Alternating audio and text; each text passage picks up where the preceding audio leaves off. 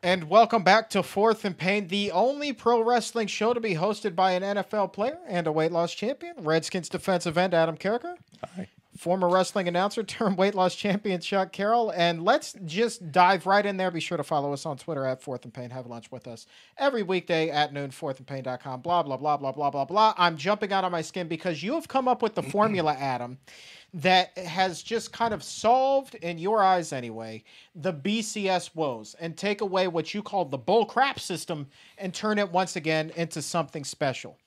I've explained it to you and I've explained it to my wife, and both of you like it. It is kind of confusing because I'm literally changing a lot of things about college football. For one thing, I'm going to 4 major conferences, and it's not for money. It's because I'm tired of watching these championship games where you have like a 6-6 Georgia Tech in it. I want these championship games to actually have legit teams, so you need more teams, and so you can have a greater pool to pull from. Hopefully, you have good teams in it. So I go to 4 major conferences to begin with, and it, from the 4 major conferences, you're going to have these title games, and then well, it's really it's you got to help me out here because Well, basically let's start with let's push pause because if you hit everybody with everything right up top, it's going to be overwhelming. The first time you explained it to me, I was like, look, dude, you got to explain that again, slow it down, pump the brakes. So you've just hit on the 4 major conferences. Let's talk about which conferences remain and why it is you kept these conferences. here's what we'll do. We'll hit the stuff you need to know and all the little stuff. We'll put on fourthandpain.com. How's that I sound? love it. Okay, let's do it.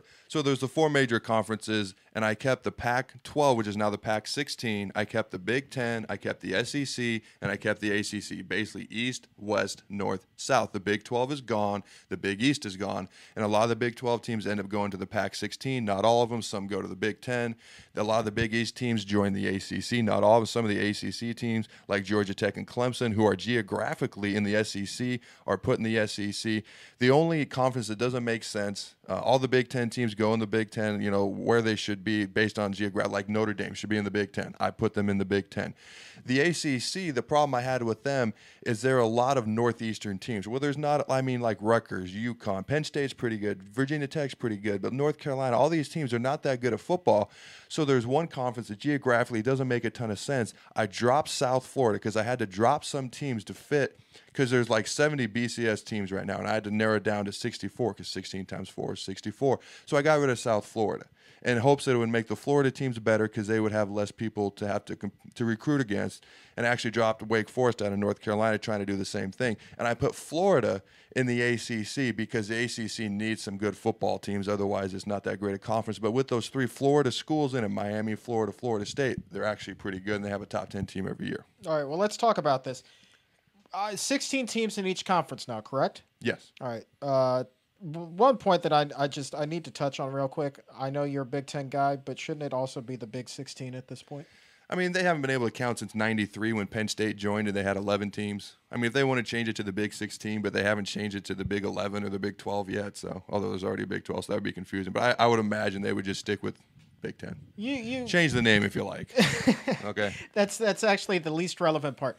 Let's break down a little bit because when you explained this whole thing to me, I got more excited about the regular season matchups than I did about the postseason. So let's touch on real quick the regular season and your formula there. 16 teams in each conference. How many conference games do they play? How many non-conference games do they play? And more importantly, if teams are getting jostled around, how is it that the NCAA keeps some of those rival games intact? Well, that's what I tried to do.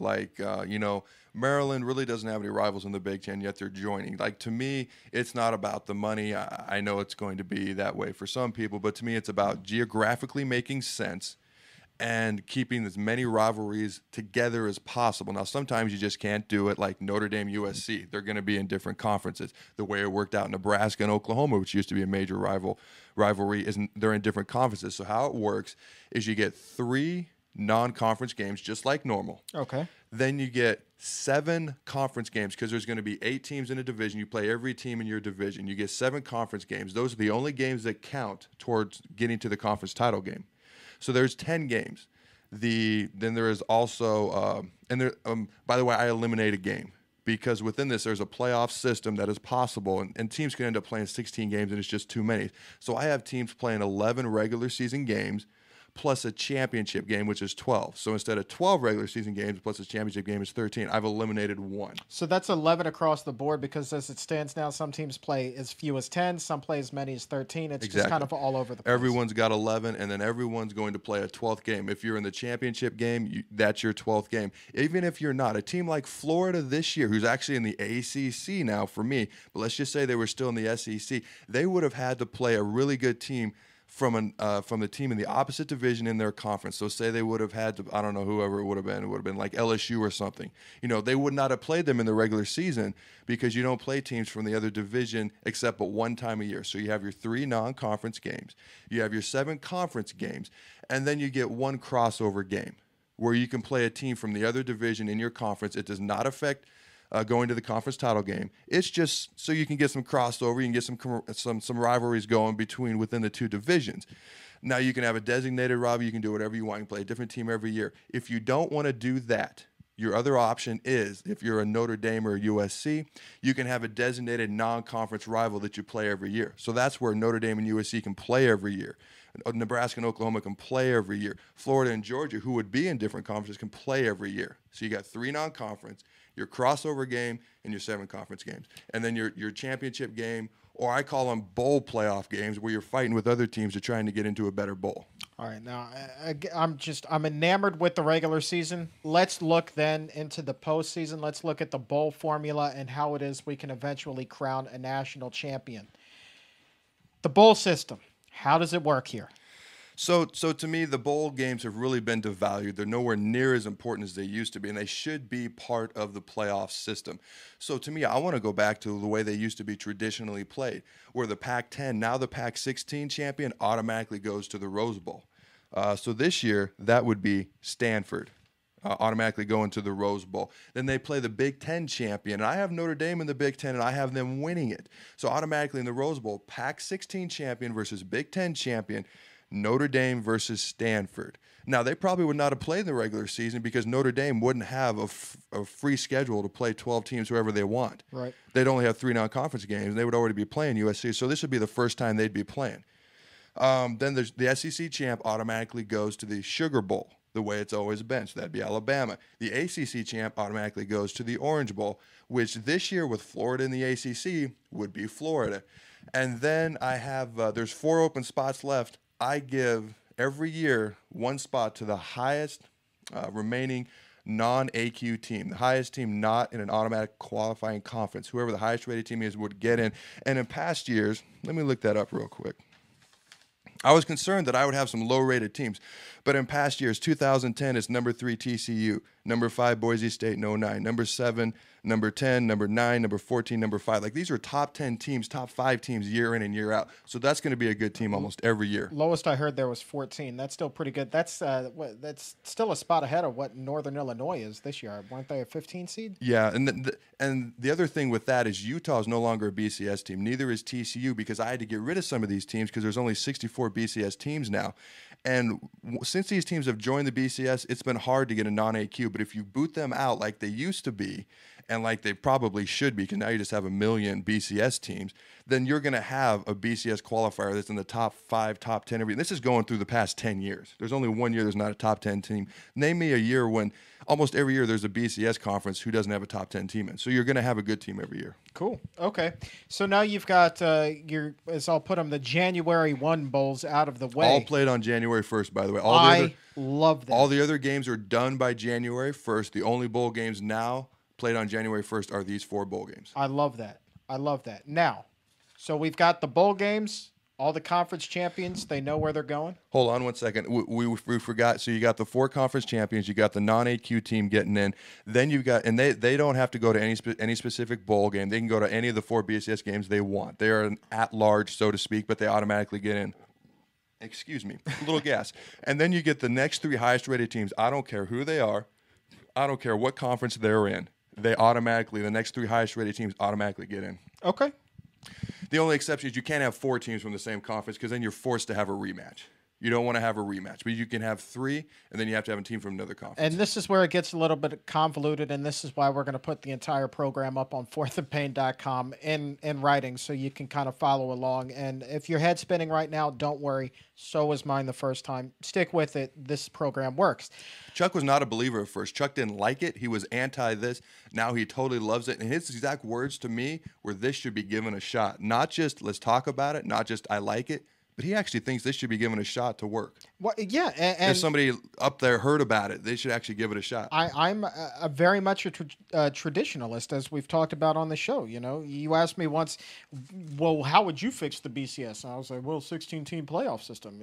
You're like, no, man, you're an idiot. Everybody says that. Then you come back, you do this, and you present it. And I'm like, wow, this is really out of the box, but it can work, and it's going to take a lot more tweaking than just the bowl games, and that's what I like about it. It's a complete revamp on college football. Well, just think about it. You're going to have teams like Ohio State and Notre Dame playing every year. It's a beautiful thing. I mean, in these conference championship games this past year, you would have had Stanford versus Oklahoma. Oklahoma's in the Pac-16. Notre Dame versus Kansas State in the Big Ten championship game. SEC would have been Alabama, Georgia. I mean, these are some of the matchups that you could have throughout the year that you would never have before. I'm looking at that Big Ten, and I'm thinking this is going to be a fun conference to watch. That will be appointment television for me each and every Saturday. But we're running out of time. Well, hold on. The reason, I mean, we can go overboard, can't we? You can edit. You can do some editing. The reason I don't like a playoff system is because everybody does it. This is what makes college football so special, is every game matters. The regular season is a playoff, and I wanted to preserve that, yet find a true national champion. You say that it's not a playoff system, and it's not per se, but there is that element in your bowl series. So what happens after the traditional BCS bowls? Okay, well, hold on. So in the Rose Bowl, you got Pac-10. You got the Pac-16, Big Ten, Sugar. You got the SEC champ, Orange. You got the ACC champ. Then you got your 3 at-larges. You got the non-AQ. And within that, you got some open spots. The Fiesta Bowl has no automatic team in. They get 2 good teams, but there's no like champion automatically going in, and it's just open. So what you can do is you can just put together the most exciting, the most fun matchups available. Like this year would have been Notre Dame, Stanford in the Rose.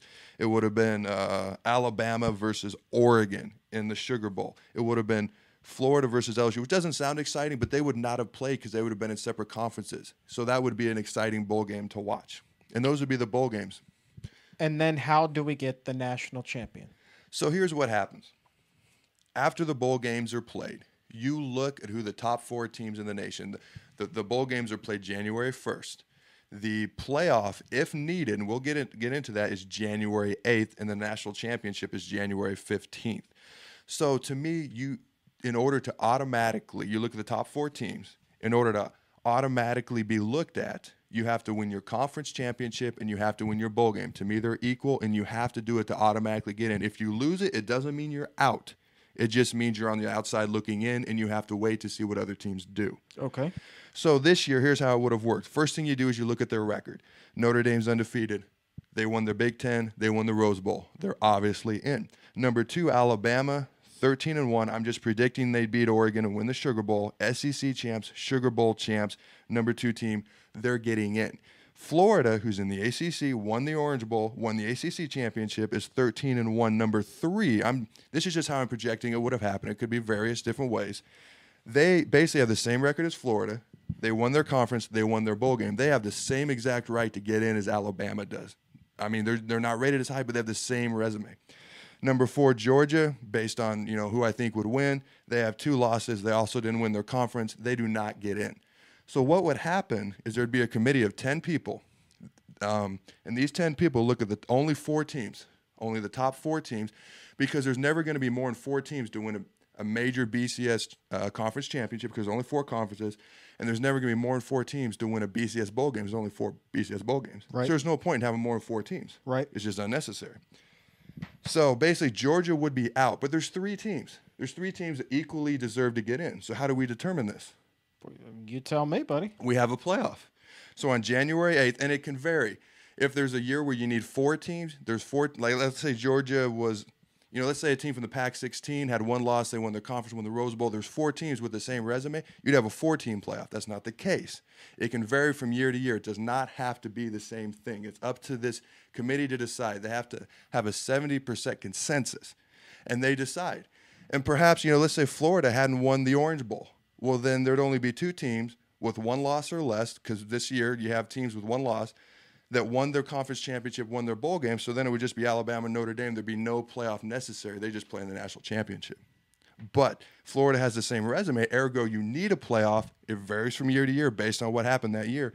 So number 2 Alabama would host, they get the home field advantage just because they're rated higher, host number 3 Florida on January 8th in the playoff. Notre Dame gets a bye. Notre Dame plays the winner. Nice. Now, I actually have, I went through and I did projections just based on who I thought would win. I have Alabama winning, so I have Notre Dame and Alabama winning, or playing the national championship. Just as it is this year. As it is. But last year, if you look at last year, the way it would have played out, I don't know if you remember much about last year. People tend to forget a year. But Oklahoma State was way up there. They were number 3, 1 loss, had the same record as Alabama, won their conference. Alabama did not. So basically, it would have been, after the bowl games and everything had been played, it was number 1, LSU would have played Boise, because Boise would have been non-AQ. They would have played in the Sugar Bowl versus LSU. I think it just would have been exciting. LSU would have been 13-0, SEC champs, Sugar Bowl champs. They're in. Number 2, Alabama is 12-1, did not win their conference, did not win the Fiesta Bowl. In my mind, they should not be in. And if they were rated anything other than 2 or 1, they would not be in. But because the voters put them at 2, you have to keep them in. You can't just get rid of them. If you're just tuning in, this is Professor Carriker's football clinic on 4th and Payne. This is the only, I went back and did 10 years. This is the only year where this happens. And it's just because Alabama's rated 2. Okay. And so Oklahoma State has the same record as Alabama, wins their conference, wins their bowl game. Arkansas, number 4, has 2 losses. They're out. So what happens is LSU gets a bye. Once again, it just happens to be 3 teams this year. If it's only 2, nobody plays on the 8th. They just play on the 15th. If it's 4 teams play. This year just happens to be 3 teams. So number 2 and number 3 play on the 8th. And I actually changed the rule because of this game, because Alabama, they're rated number 2. In my mind, they should not get a shot, but they're rated number 2. You can't take that away from them. You can't just boot them out of the top 2 just because you don't want them in there. So Alabama's number 2 is going to play number 3 Oklahoma State, but Oklahoma State gets home field advantage for this one reason, even though they're rated lower, because they won their conference. Alabama did not. Because to me, if you aren't the best team in your division, if you aren't the best team in your conference, if you aren't the best team out of 8 teams or 16 teams, how can you be the best team out of 120 and some? It makes no sense. So Oklahoma State would get to host Alabama. And I predict that Oklahoma State beats Alabama. So the national champion from last year doesn't even make my national title game. And it's number 1 LSU versus number 2 Oklahoma State, and I predict LSU wins. And folks, if you think that he has not thought this through, think again. This is all the man has been doing for the past, 48 hours, but since middle school, really. I came up with this in middle school because I love watching college football, but it disgusts me. We rarely get the right national champion. And as years progress and as things have happened, I've changed and added and deducted things, and this is, it's what it is to this date 15 years later. All right, well, here's what we're going to do. We're fresh out of time here, but here's what we're going to do, Adam. I'm going to ask you to type all this stuff up. Maybe you get your wife to do it. Email it to me. We'll put that up on fourthandpain.com. We'll get all of this out. We'll have the Carriker Manifesto, the Carriker BCS Manifesto. And then sounds great. We'll send it out to all the major newspapers demanding that they run it on the front page. And so maybe we'll get somebody to click on it. Maybe we can actually get some decent eyes to look on this and say, hey, let's give this a shot. It's a lot there. There's a lot to overhaul. It's a lot to digest. That's why I encourage you, head to fourthandpain.com. Look at everything in print. Then make your decision. We'll even put up a poll. Do you think that this is a good idea? Will this work? My vote, absolutely yes. I'm actually dead serious about this. I know this isn't fun and games. This isn't a joke. I'm actually dead serious. It drives me nuts that we have LSU or Louisville versus Florida, Northern Illinois versus Florida State. You got to be freaking kidding me. A 5-loss Wisconsin team is in the Rose Bowl. I mean, it's just, and I want to preserve the regular season. I want to enjoy the bowl games like we used to, not to value them. And then I want to find a true national champion based on what happens. But and the last note that I want to make is one that I've made previous. The way that you have fixed this is by looking beyond just the postseason. You realize to truly remedy the current broken BCS system, you need to start in the regular season, and it starts with a major conference realignment. And you can't tell me, even with all of those television dollars out there, and all of these TV contracts that this wouldn't work. I think that something like this would make college football even bigger, even richer, generate more money for the universities, more interest from television viewers, ergo more money from advertisers. I think that you have actually hit a home run here. He is not just saying.